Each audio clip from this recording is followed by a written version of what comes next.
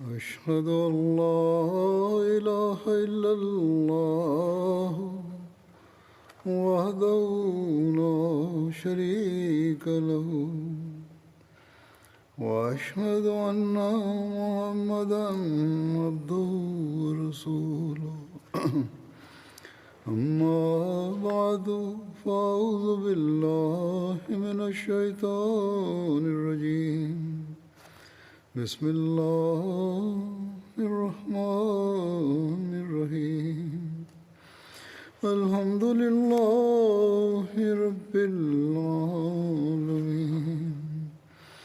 الرحمن الرحيم مالك يوم الدين إياك نعبد وإياك نستعين اهدنا الصراط المستقيم صراط الذين أنعمت عليهم غير المغضوب عليهم ولا الضالين.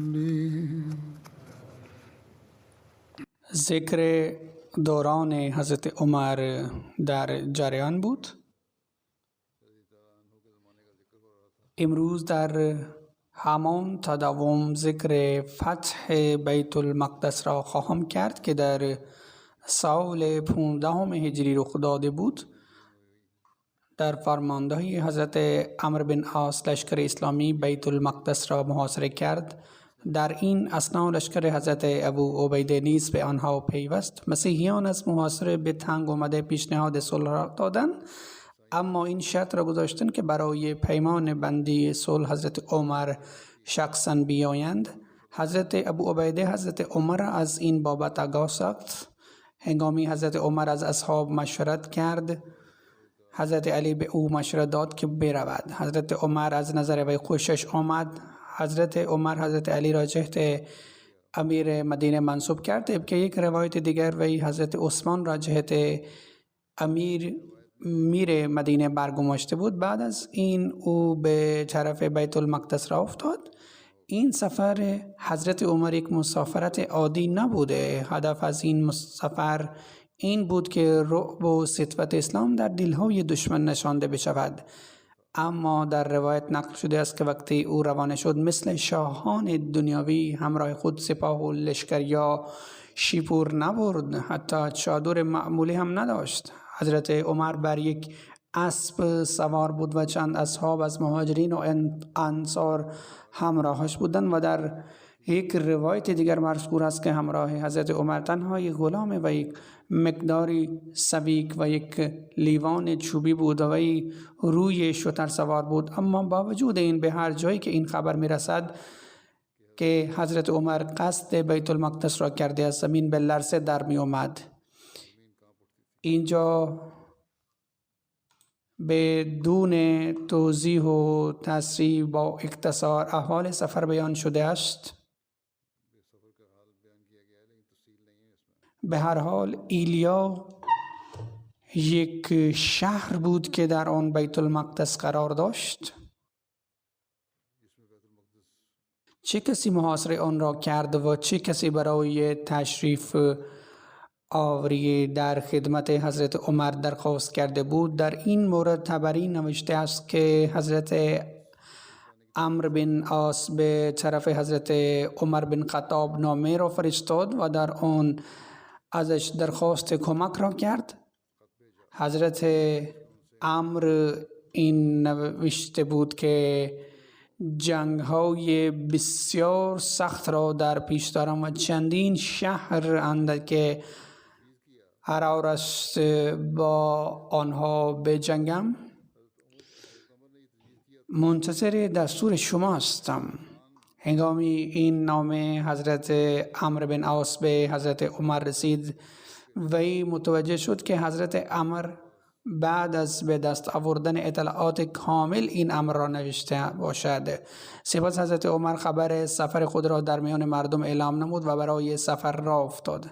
راجع به سبب تشریف آوری حضرت عمر به سوریه در طبری این هم نوشته شده است که هنگامی حضرت ابو عبیده به بیت المقدس رسید، مردم آنجا همانند توافق نامه صلح شهرهای دیگر سوریه پیمان صلح را خواستند و تقاضایشان این بود که در این پیمان صلح از طرف مسلمانان حضرت عمر جهت رئیس شرکت بکنند.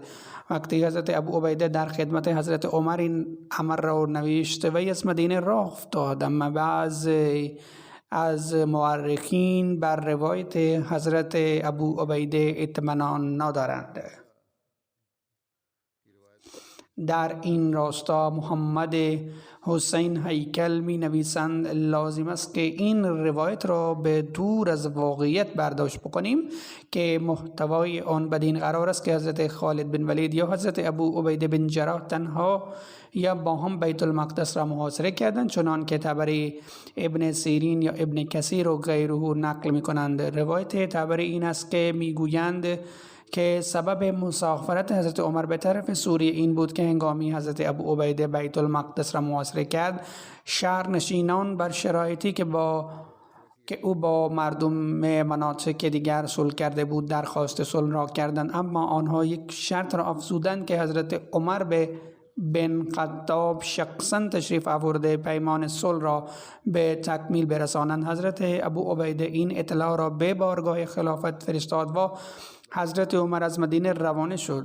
او می نویسد ما این روایت را خلاف حقیقت می پنداریم، چون هنگام محاصره سره بیت المقدس حضرت ابو عبیده و حضرت خالد در پیرامون شهرهای حمص، حلب و انطاکیه بود و در حال تسخیر حوالی این شهرها می بود و هرقل به خاطر مقابله با آنها در مقام روحه مشغول جمع آوری لشکر می بود و تا آنها را وادار به عقب نشینی بکند. این همه واقعات مانند محاصره بیت المقدس متعلق به سال 15 هجری مناطق به 636 میلادی هستند. او می نویسد در نظر وی حقیقت این است که در سالی که این هر دو سپهسالاران در انتهای کشور سوریه پیش قدمی را داشتند ادامه می دادند، حتی هرقل را وادار کردند که در پایتخت خود پناه بجوید. در همان سال محاصره بیت المقدس تا چند ماه ادامه پیدا کرد. در این جریان که هر دو اونجا مشغول بودند، این حرف را گفتند که یکی از آنها یا هر دو تاشان بیت المقدس را محاصره کردن امکان پذیر نیست، لذا ناچاریم که این روایت را ناقابل قبول قرار بدهیم. اکنون تنها این روایت باقی مانده است که حضرت عمرو بن عاص بیت المقدس را محاصره کرده بود که تا مدت طولانی ادامه پیدا کرد و طبری نیز این روایت را نقل کرده از ساکنین بیت المقدس به شدت و جوش در برابر مسلمانان ایستادگی کردند و همین روایت در نظر ما موثق است، به خاطر این که با این پافشاری موافقت میکند، یعنی جنگی که صورت میگرفت از آن روشن می شود که در زمانهای مختلف در بیت المقدس در برابر هر هجوم آور ظاهر شد. محمد حسین هیکل می افزاید متعجب هستم که تعجب می کنم که حضرت عمر محض به خاطر تکمیل صلح و برای تنفیذ پیمان نامه همراه لشکر تشریف می برد و همین طور باعث حیرت است که ساکنین بیت المقدس به خاطر تکمیل پیمان صلح تقاضا می کنند که حضرت عمر از مدینه بیایند، در حالی که می دانند که اگر یک قافله از مدینه قصد آنها را دارد با پیوسته سفر بکند، این مسافرت مدت 3 هفته کامل طول خواهد کشید. او می گوید به دلایل مذکور در نظر من حقیقت این است که به سبب تمدید محاصرات و از آن نامه های حضرت عمرو بن عاص که در آن وی نیروی دشمن را ذکر کرده کمک را طلبید، پیمانه صبر حضرت عمر لبریز گشته بود و هنگامی که از حضرت عمر کمک بیشتر طلبیده شد، حضرت عمر نیز راه افتاد و در جابه اقامت گزید که در میان دشت سوریه و سرزمین اردن قرار دارد. تا این مدت حضرت ابو عبیده و حضرت خالد سوریه را تسخیر کرده، فراغت یافتن حضرت عمر به طرف آنها به این دستور فرستادند که به مقام جابیه بهش ملاقات بکنند تا حضرت عمر بعد از مشورت از آنها و فرماندهان دیگر ارتش مفیدترین راهی برای تسخیر بیت المقدس را می توان پیدا بکند. اترابون و سفر نیوس راجع به تشریف آوری حضرت عمر آگاه گشتند. اینجا در نامها اختلاف است. در کتب عربی این نام ارتبون نوشته است، اما در نظر هیکل آن درست نیست که تحقیق وی نام صحیح اترابون است و نام سفر نیوس در کتب عربی سفر نیوس نوشته است. به هر حال حضرت عمر برای طرح استراتژی آنها را فرا خوانده بود.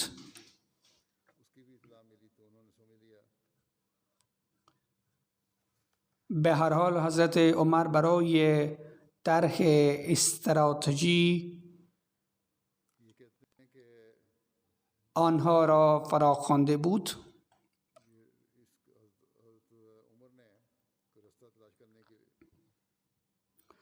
آنچه از دست حضرت ابو عبیده و حضرت خالد بن ولید بر سر سوریه آمده بود، آن دو فرماندهان دشمن متوجه شدند که تا مدت زیادی نمیتواند مقاومت بکنند، یعنی مقابله با آنها مشکل تر شده است. پس اترابون با تعدادی از سپاه به مصر گریخت و کشیش پیر به خاطر نجات خود برای صلح با مسلمانان مذاکره را شروع کرد، چون او می‌دانست که امیرالمؤمنین در مقام جابیه اقامت گزین است. لذا این شرط را گذاشت که برای ترسیم پیمان صلح او شخصا تشریف بیاورد. مسافت میان جابیه و بیت المقدس آنقدر زیاد نبود که به پاسخ درخواست سفر نیوس عذری ارائه بشود. او میگوید که این امری است که در نظر من درست است و راجع به واقعات متعلق به حملات بر سوریه و فلسطین به تاریخ تطابق دارد. به هر حال بعد از دریافت این نامه ها در مورد مشاورت حضرت عمر نوشته است که بعد از دریافت نامه حضرت عمر تمام اصحاب عالی مرتبه را جمع کرد و با آنها مشورت کرد. حضرت عثمان این رای را داد که مسیحیان مرعوب و آزرده خاطر شده‌اند باید درخواستشان را رد کنید. این امر موجب تذلیلشان خواهد شد و آنها این گمان خواهند کرد که مسلمانان آنها را حقیر می‌شمارند و آنها بدون هیچ شرط تسلیم خواهند شد. اما رأی حضرت علی برخلاف این بود و او به حضرت عمر مشورت داد که وی به ایلیا برود و گفت که مسلمانان سختی های بی اندازه سرما، جنگ و اقامت طولانی را تحمل کرده اند. اگر شما تشریف ببرید این امر در حق شما و مسلمانان باعث امنیت و عافیت و افاده خواهد بود.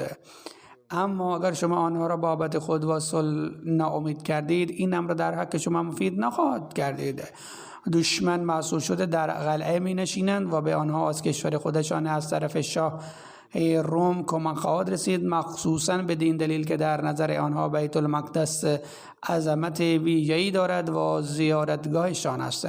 حضرت عمر از رأی حضرت علی خوشش آمد و رأی وی را قبول کرد.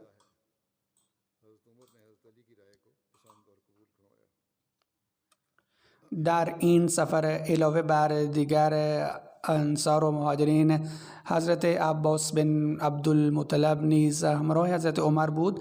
راجع به این سفر از ابو سعید مقبوری روایت نقل شده است. وی میگویند که حضرت عمر در طی مسافرت بعد از ادای نماز صبح برای همراهیان خود تشریف فرما می شدند و به طرفشان روی خود را کرده گفت هر نوع ستایش مخصوص به خداوند متعال است که ما را به وسیله اسلام و ایمان معزز ساخت و توسط محمد صلی الله علیه وسلم ما را ارجمند گرداند و به وساطت وی ما را از ضلالت به طرف هدایت سوق داد و به جای گروه منقسم شده ما را متحد ساخت و در دلهای مخالفت ایجاد کرد و در برابر دشمن به وسیله وی به کمک ما رسید و ما را در شهرهای مختلف تمکنت داد و ما را در پیمان برادری بست که یکدیگر را دوست داریم.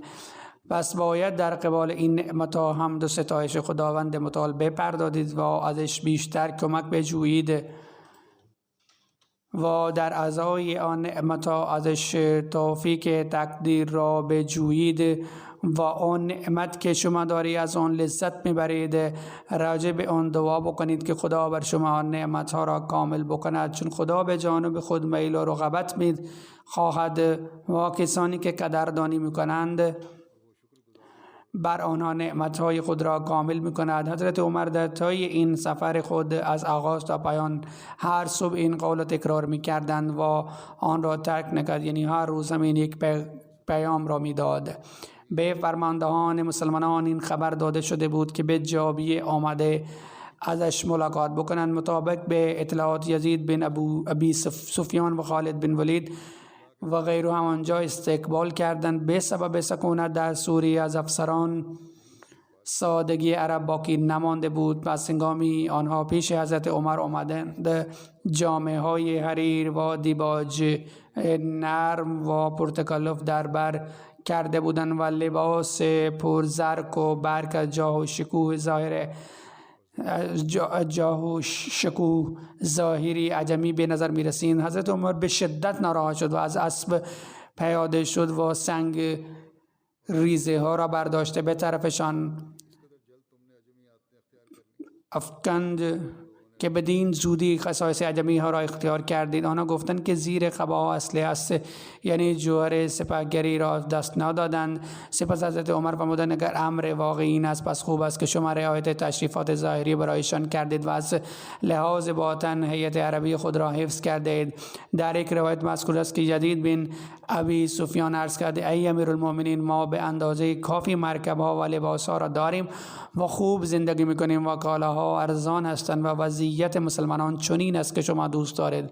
اگر شما لباس سفید را بپوشید و بر مراکب ممتاز سوار بشید و از این غله فرامان برای خوردن به مسلمانان بدهید و این موجب شهرت خواهد بود و برای بجا آوری امور سلطنتی باعث زینت خواهد شد و در نزد اجمیان عظمت شما افزایش خواهد یافت. آن هنگام حضرت عمر فرمود ای یزید، خیر، سوگند به خدا من هیئتی و وضعیتی را ترک نخواهم کرد که بر آن هر دو رفیق خود را گذاشته بودم، یعنی در حالی که با پیامبر اکرم صلی الله علیه وسلم و حضرت ابوبکر زندگی کرده بودم در همان حال باقی خواهم ماند و به خاطر مردم آرایش و زیبایش را اختیار نخواهم کرد، چون میترسم که مبادا این کار من به درگاه خدا مرا عیب دار بکند و نمیخواهم که امر من در نظر مردم رونق بیابد و از نظر خدا بکاهد. پس حضرت عمر در همان حال باقی ماند که در زندگی پیامبر اکرم و حضرت ابوبکر می بود، حتی به جهان درود گفت.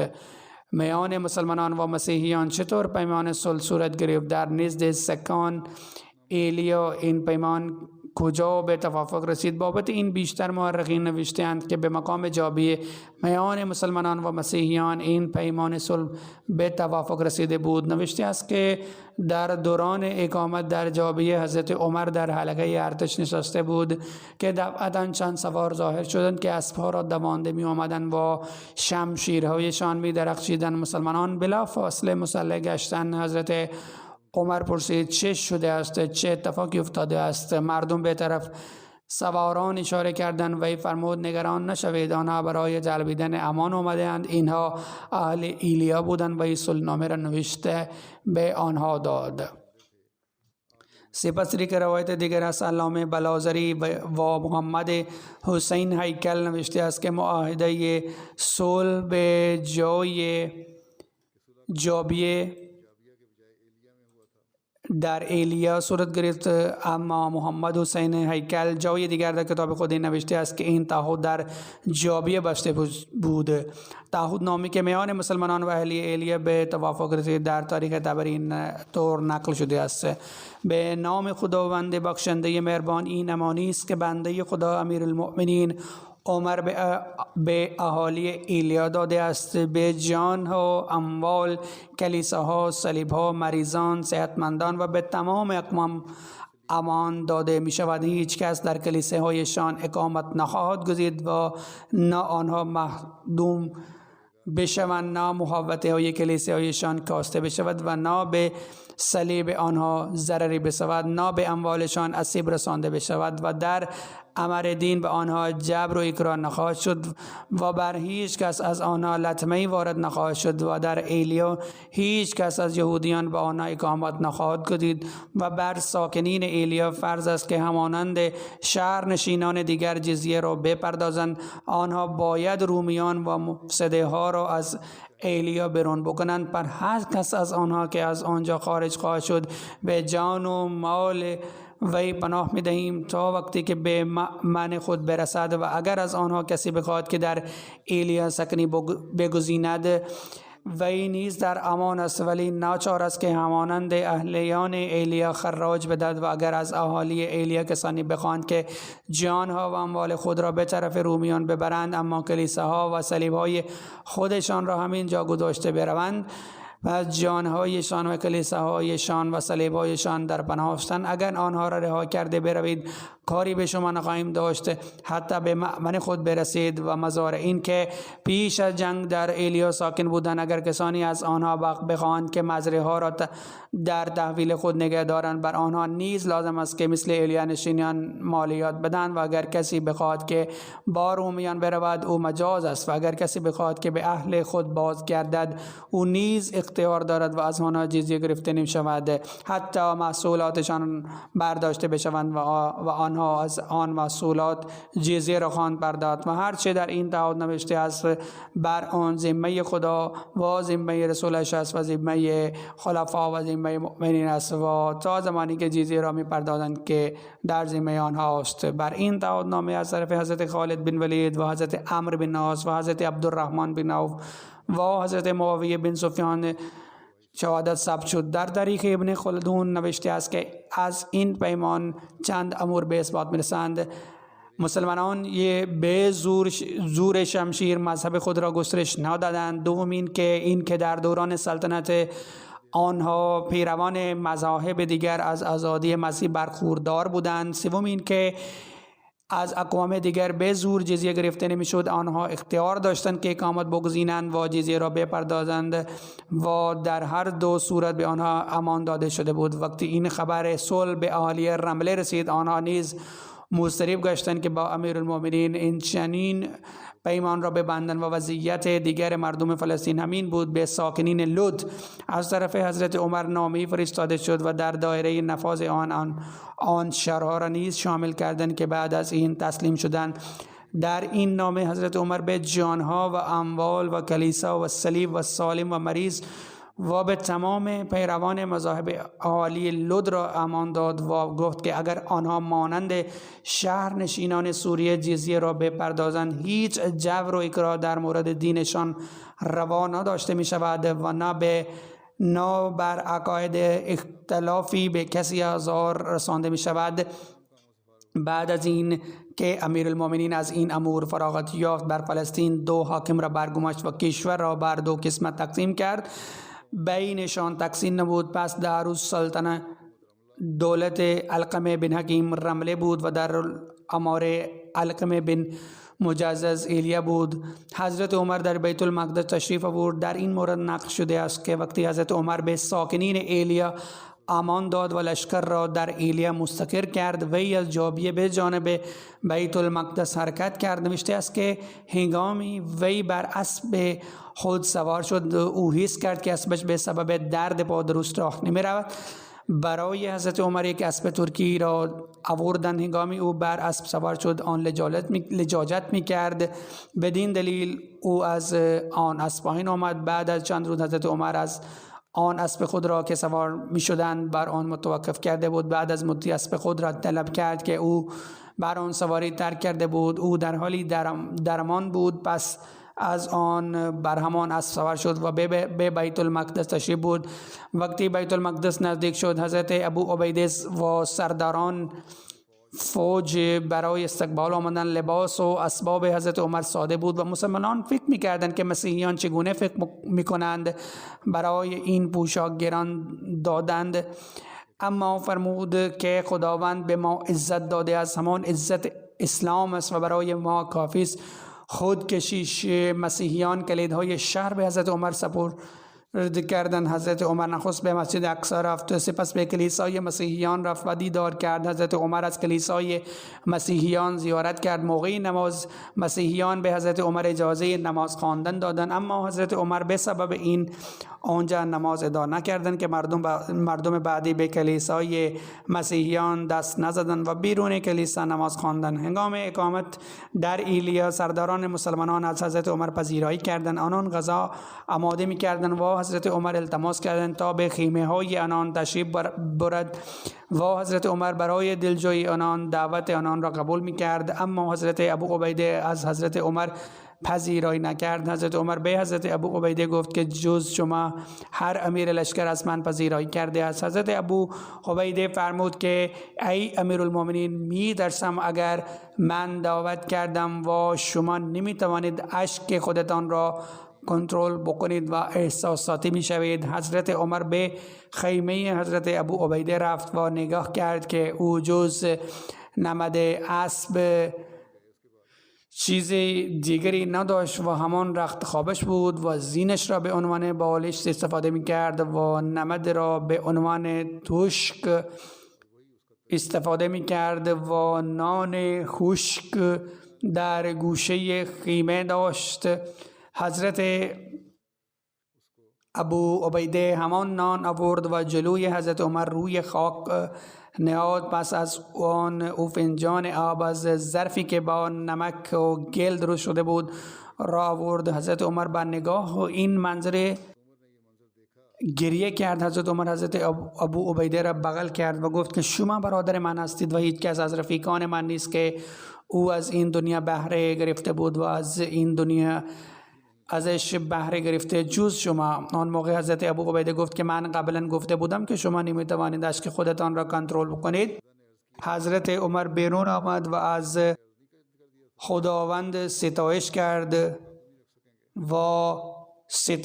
کرد و صلوات بر پیامبر اکرم صلی الله علیه و سلم فرستاد. سپس فرمود ای اهل اسلام، خداوند عهد خود را به شما ایفا کرده است و خلاف دشمنان پشتیبان شما بود و شما را وارث کشوران کرد و شما را آسایش بخشیده است. پس شما باید نعمتهای خداوند تشکر بکنید. شما از کارهایی که موجب نافرمانی هستند از آنان اجتناب بکنید، چون انجام اینچنین کار ناسپاسی از نعمت هاست. بسیار کم اینچنین اتفاق افتاده است که خداوند قومی را انعام داده باشد و آنان ناشکری کردند و به زودی توبه نکنند. در آن صورت خداوند ناموس آنان را سلب می‌کند. یعنی اگر بعد از ناشکری توبه نکنند، در آن صورت ناموس آنان سلب می شود، انعامات آنان پس گرفته می شوند و دشمنان بر آنان غلبه پیدا می کنند. چون افسران و سرداران زیادی در ایلیا جمع شده بودند، به خاطر این حضرت عمر چندین روز آنجا سپری کرد و دستورات لازم اجرا کرد. روزی حضرت بلال شکایتی کرد که ای امیرالمؤمنین، افسران ما گوشت پرندگان و نان آز آرد سفید میخورند، اما مسلمانان عادی را غذای معمولی هم نمیدهند. حضرت عمر در مورد این از افسران دریافت نمود و آنان عرض نمودند که اینجا جنس خیلی ارزان است و نان و خرما از قیمتی که در حجاز است به همان قیمتی اینجا گوشت پرنده و آرد سفید است. حضرت عمر به افسران مجبور نکردند که این غذا نخورید، اما فرمان داد که از مال غنیمت جز حقوق غذایی هر سپاهی مقرر ساد که آنان علاوه از حقوق غذا هم داده بشوند. شرع این در جای این چنین ذکر شده است که حضرت جدید بن ابو سفیان گفت که جنس در شورای ما ارزان است و ما میتوانیم در همان قیمتی به راحتی یک ماه سپری بکنیم. چیزهایی که حضرت بلال بیان کرده بود آنان مهیا هستند. حضرت عمر فاروق گفت که اگر این چنین است در آن صورت بسیار بخورید. من تا آن زمان از اینجا نمی روم تا وقتی شما فهرست اجناس پیش من نمی آورید.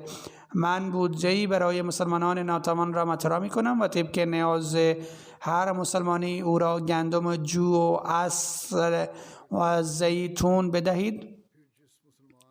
سپس او به مسلمانان ناتوان مخاطب شد و فرمود که من برای شما فهرستی آماده کردم و سرداران لشکر شما را مهیا می‌کنند و این چیزها علاوه از همان چیزی خواهد بود که از بیت المال برای شما خام فرستاد. اگر سرداری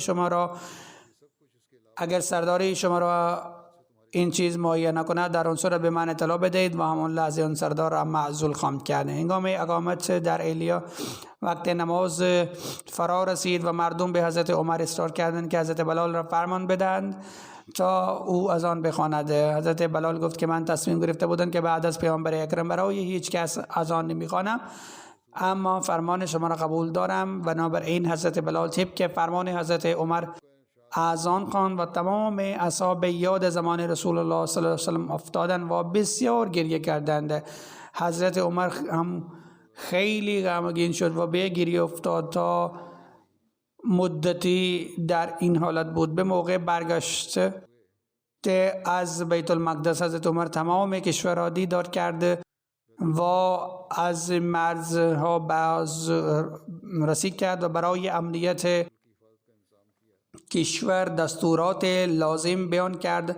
منظور حضرت عمر با تشریف آوردن به بیت المقدس به تکامل رسیده بود و از مسیری که او تشریف آورده بود از همان مسیر به مدینه برگشت و به مقام جابیه چندین روز اقامت کرد و بعد از آن همراه اسب خود روانه شد. امیرالمؤمنین کارهایی که در فلسطین انجام داده بود حضرت علی و مسلمانان دیگر از آن باخبر شده بودند. بنابراین آنان خارج از مدینه از حضرت عمر استقبال فوق العاده کردند. حضرت عمر به مسجد نبوی وارد شد و نزدیک منبر 2 رکعت نماز خواند و پس از آن روی منبر آمد و مردم دور بر منبر جمع شدند و او بلند شد و از خداوند ستایش کرد و صلوات بر محمد صلی الله علیه و سلم فرستاد و فرمود ای مردم بی تردید خداوند به این امت منت گذاشته است تا از خداوند حمد بکنند و تشکر کنند. خداوند پیام این امت را عزت بخشیده است و متحد کرده است و پیروزی بخشیده است و خلاف دشمن کمک کرده است و عزت بخشیده است و در زمین رونق بخشیده است و وارث اموال و خانه های مشرکین کرده است. پس هر لحظه از خداوند تشکر بکنید و او شما را بیشتر عطا می کند و از نعمت هایی که بر شما نازل کرده است بابت آن هم از خداوند ستایش بکنید. او مدام شما را همان نعمت ها عطا می کند و خداوند ما و شما را شکرگزاران بسازد.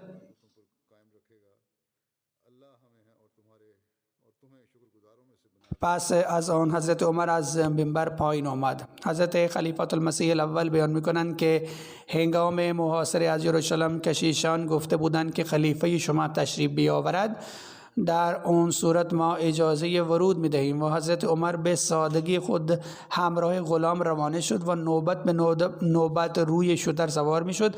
حضرت ابو عبیده بهش گفت که لباس خودتان را عوض کنید و روی اسب سوار بشوید. حضرت عمر حرفهایش را قبول کرد و کمی فاصله طی نمود و پیاده شد و گفت که همان لباس من و شتر بیاورید. و وقتی آنجا رسید به طریق به سبب رعبش خلیدها را پرت کرد و گفت که ما نمیتوانیم با این چنین سپهسالار مقابله بکنیم. حضرت خلیفه اول به این گونه این رخداد را بیان کرده است. حضرت مسلم موعود بیان میکنند که یروشلم یک مسجدی است که آنجا برای یهودیان خیلی مقدس است، طوری که خانه کعبه برای ما است. در دوران مسلمانان یروشلم فتح شد و مسیحیان خواستند که حضرت عمر اینجا نماز بخوانند، اما او فرمود که اگر من اینجا نماز خواندم در اون صورت ترس دارم که مسلمانان این را عبادتگاه خود می‌سازند و او بیرون نماز خوانده. پس از آن حضرت مسلم نوشت که در دوران حضرت عمر فلسطین فتح شد و وقتی او به یروشلم رفت و کشیشان بیرون آمدند و کلیدها به حضرت عمر سپردند و گفتند که شما پاشه ما هستید و در داخل مسجد 2 رکعت نماز نفل بخوانید تا شما اطمینان داشته باشید که در جای مقدس ما هم نماز خواندید. حضرت عمر گفت که نمیتوانم در داخل مسجد شما نماز بخوانم چون من خلیفه مسلمانان هستم و اگر من اینجا نماز خواندم در اون صورت مسلمانان بعدی از مدت بعد از مدت اینجا را از شما میگیرند که این جای مقدس ماست، به خاطر این من برون نماز میخوانم تا مسجد شما سلب نشود. به هر حال در 17 هجری رومی ها آخرین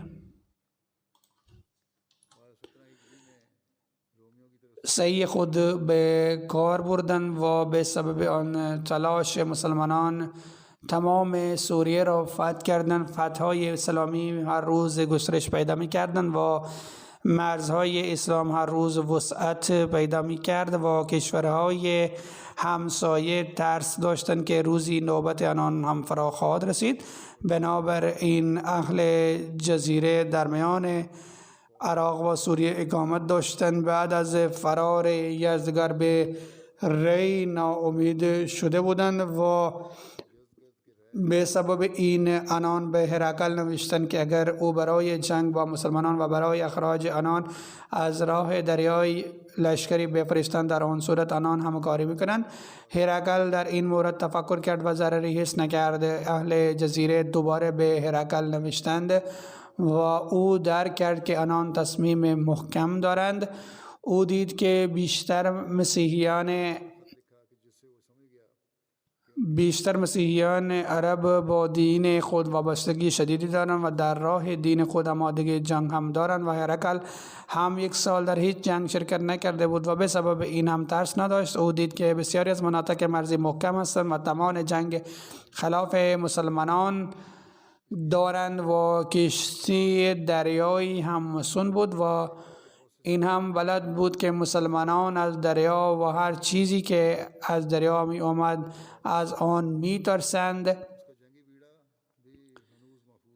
به سبب این در تصمیم خودش محکم شد و پیشنهاد اهل جزیره قبول کرد و در نامه آنان را تشویق کرد و نوشت که به کشتی ها فرمان داده شده است و همراه لشکر و اسباب جنگ از اسکندریه به انطاکیه روانه شده اند.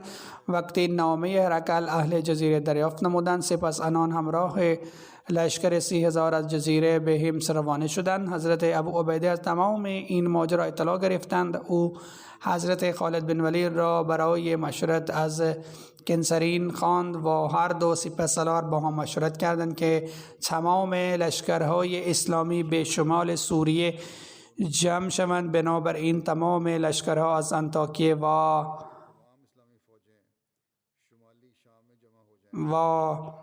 حمات حلب در حمص جمع شدند. طرف دیگر این خبر پخش شد که لشکر هرقل از راه دریا می آید و اهل جزیره برای حمله به حمص روانه شدند. بنابراین مردم از یکدیگر سوال کردند که این حمله جدید قیصر را چه گونه مقابله خواهد شد و وقتی کشتی های هرقل به انطاکیه رسیدند و درهای شهر برای آنان باز شدند، عامه مردم خلاف مسلمانان شدند و در مناطق شمالی بغاوت شد. حضرت ابو عبیده خودش را در حمص محصور دید و دشمن را از دریا و صحرا به طرف خود آمده نگاه کرد.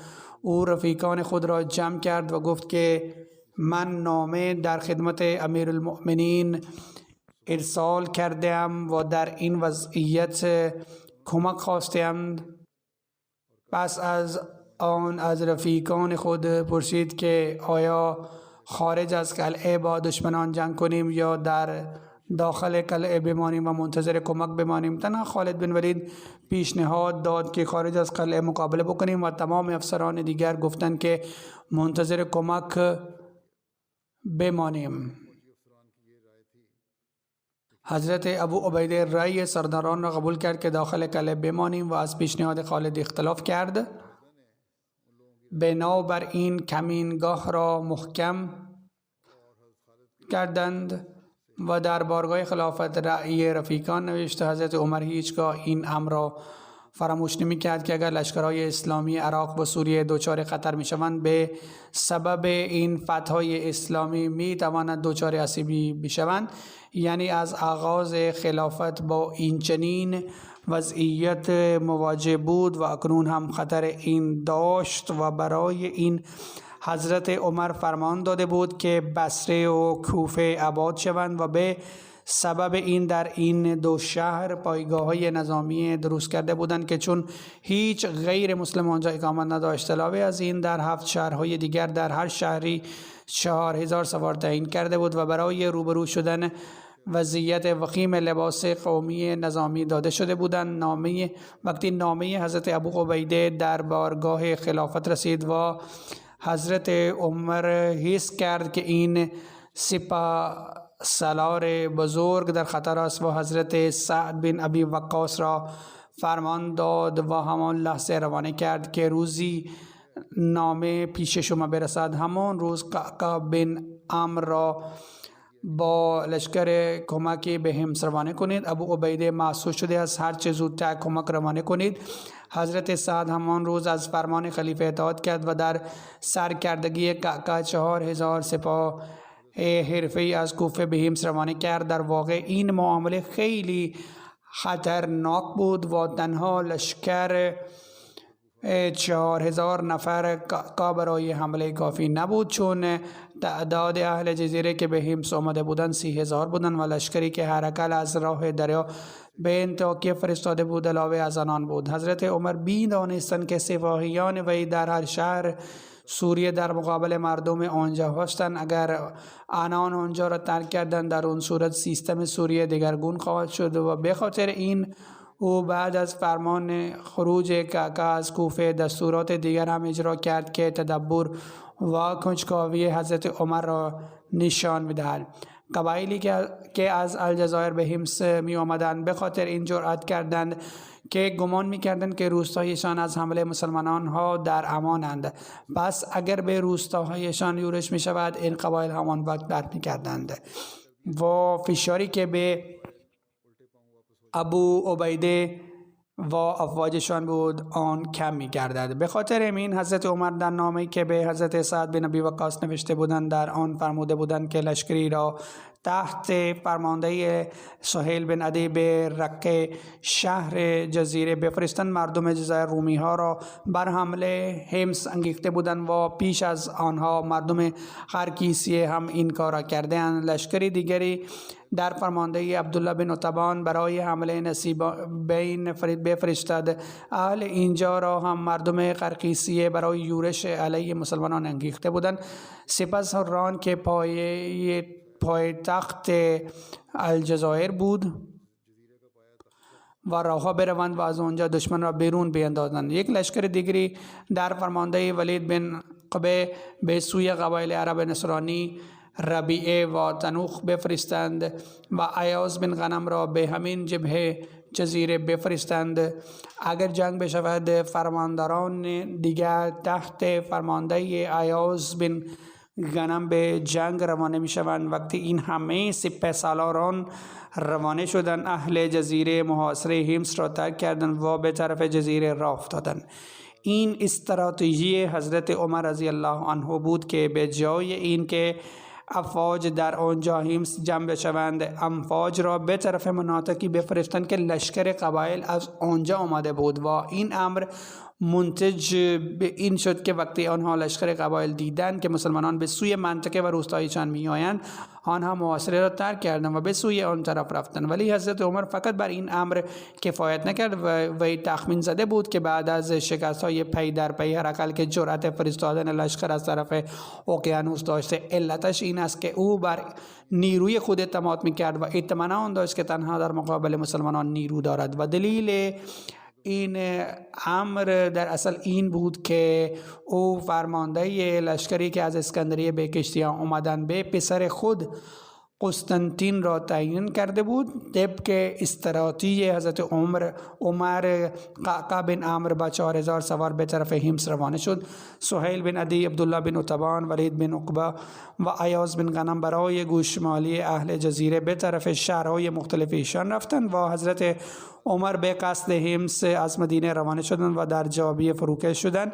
اهل جزیره در محاصره حمص به رومی ها کمک کردند و خبری رسید که لشکر اسلامی از عراق دارند می آیند، ولی ایشان نمی دانستند که این لشکر به جزیره حمله خواهد کرد یا به همس برای این ایشان مشغول به محافظت شر و برادرهایشان شدند و اتحاد رومی ها را ترک گفتند.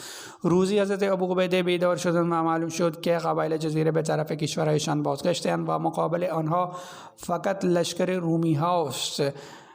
ایشان سرداران لشکر خود را طلب کردند و گفتند که ایشان بخواهند که برای مقابله بیرون از قلعه بروند. حضرت خالد بن ولید خوشحال شدند و گفتند که قبل از این که رومی ها یک استراتژی جدید تهیه کنند درست بکنند باید به آنها حمله بکنیم. حضرت ابو عبیده یک خطاب پرجوش فرمودند که ای مسلمانان، امروز آن که ثابت قدم بماند اگر زنده بماند ملک و مال خواهد یافت و اگر کشته بشود گنج شهادت خواهد یافت و من شهادت میدهم که رسول کریم صلی الله علیه وسلم فرمودند شخصی در این حال وفات بیابد که وی مشرک نیست وی حتما بهشت نصیبش می شود. ارتش که به شدت منتظر دستور حمله بود از سخنانی حضرت ابو عبیده به جوش آمد و در یک لحظه همه آنها اسلحه خود را برداشتند و حضرت ابو عبید قلب ارتش و حضرت خالد بن ولید میمنه و حضرت عباس میسری را تحت فرماندهی خودشان گرفتند و حمله کردند. همه لشکر در جنگ افتادند و در وقت قلیل رومی ها رو شکست خوردند. وقتی کاکا بن عمرو همراه ارتش کوفه به همس رسیدند 3 روز بر پایان یافتن جنگ گذشته بود و طرف دیگر حضرت عمر در راه سوریه به جابیه رسیده بود که قاصد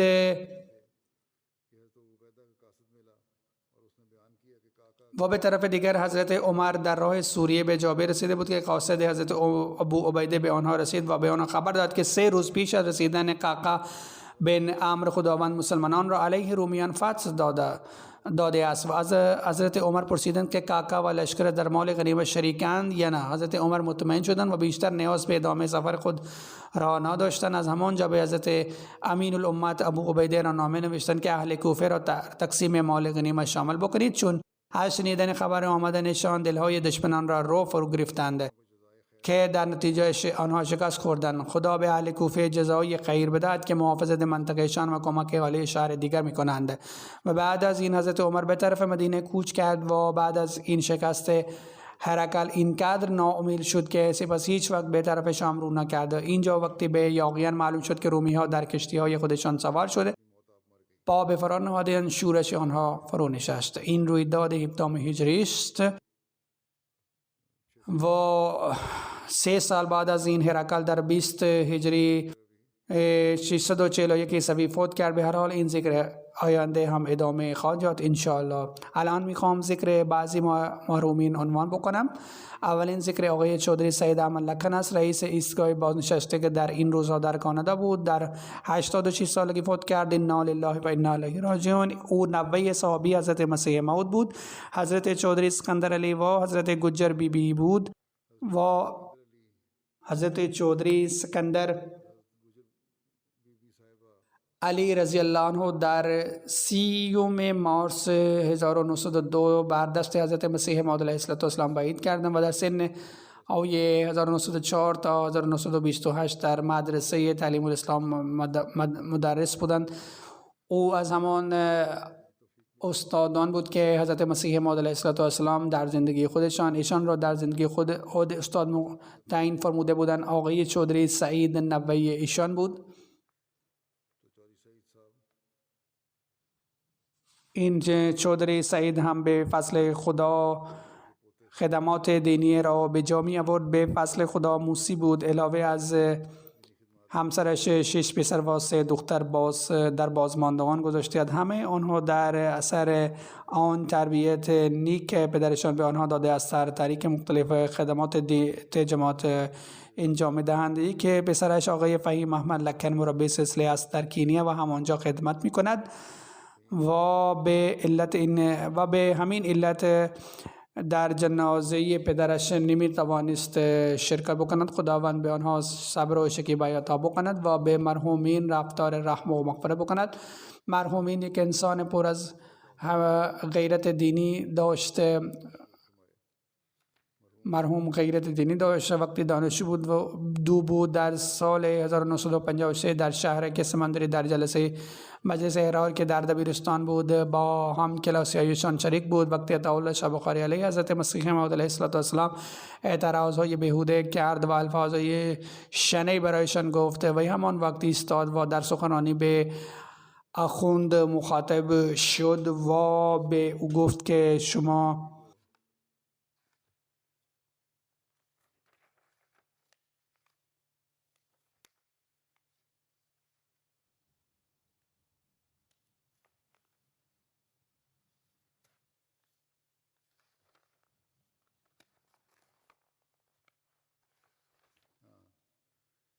وی همون وقت ایستاد و در سخنرانی به اخوند مخاطب شد و گفت که شما فقط دروغ میگویی. آن خان گفت که این مرزایی را شکنجه بکنید. مردم شکنجه کردند ولی مردم بعداً پراکنده شدند و جلسه تمام شده.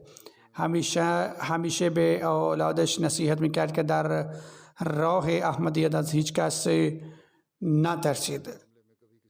ذکر بعدی متعلق به آقای محمد شهاب الدین نایب امیر ملی کشور بنگال دیش.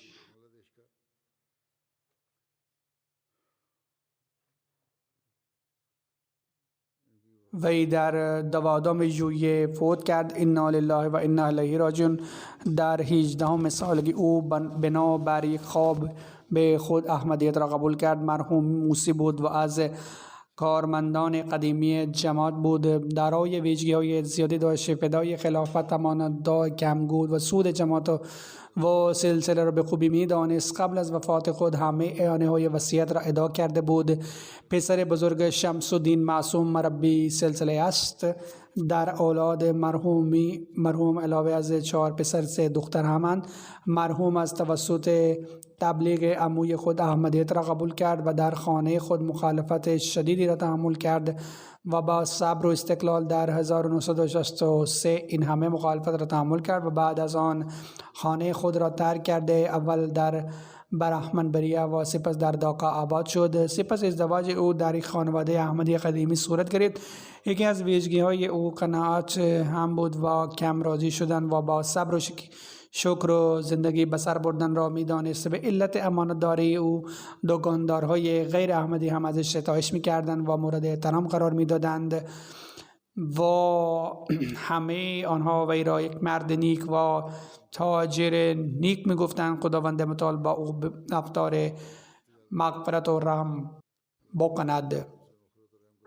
ذکر بعدی متعلق به آقای راول عبدالله که از ارژانتین بود و خودش هم از نژاد ارژانتین بود و در 6 سپتامبر وفات یافت. مبلغ آنجا می نویسد که از احمدی های ابتدایی ارژانتین بود. از جماعت احمدی. جماعت ارژانتین یک جماعت نوست قبل از چند سال پیش تأسیس شد. اولین معرفی او با جماعت در یک نمایشگاه کتابی در سال 2018 شد. وقتی او با جماعت چند دوستای غیر احمدی او سعی کردند تا او را از جماعت منفر بکنند، ولی او با وجود این در برنامه‌های جماعت شرکت می‌کردند. به هر حال در اثر صحبت دوستان غیر احمدی او چند تا شبهات درباره جماعت در دلش داشت که برای رفع آنها با هزینه شخصی اینجا در جلسه سالانه بریتانیا شرکت کرد و با من ملاقات کرد و بعد از ملاقات با من همه شبهاتش برطرف شدن و کاملا مطمئن شد و بیعت کرد و قبل از بیعت در حقیقت احمدی بود و به مردم تبلیغ احمدیت میکرد، ولی بیعت رسمی بعد از رسیدن به اینجا کرد. در خانوادهش فقط او احمدی بود و برای جماعت حمیت و غیرت داشت و هماره جلوی همه خودش را به عنوان احمدی معرفی میکرد. با اخلاص و با جوش و شوق در فعالیت‌های جماعت شرکت می‌کرد. خداوند با او رفتار مغفرت و رحم بکند و عزیزان و خویشاوندانش را توفیق قبول احمدیت بدهد. بعد از نماز میتشان را اقامه خام کرد.